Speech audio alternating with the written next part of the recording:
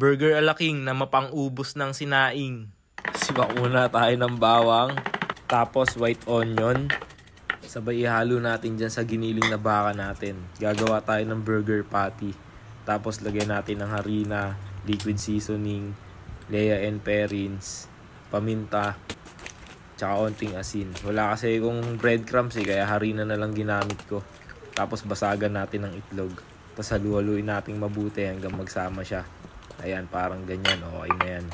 Tapos imolde natin sa machine na kamay. Bilug-bilugin lang natin ng ganyan.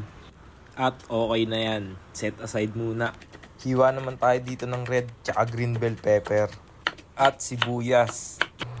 Painit na tayo ng pan. Ganito ko lang pala diniskartehan pagluto ng patty. Pinisa-pisa ko lang doon sa likod ng platito para ma-flat siya.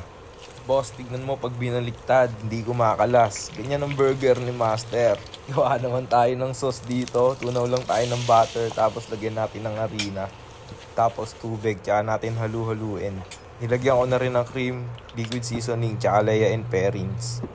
Set aside, tapos salang naman tayo dito ng sibuyas. Gisa lang natin hanggang mag-translucent. Tapos lagay na natin yung red tsaka green bell pepper. Tapos season natin ng black pepper, tsaka natin lagay yung mushroom. Tapos lutuin lang din natin ng konti. May dagdag ng tubig, tsaka natin lagay yung chicken cubes. Tsaka natin ilagay yung white sauce natin. Okay na to. Buhos na tayo sa ating burger patty na mainam.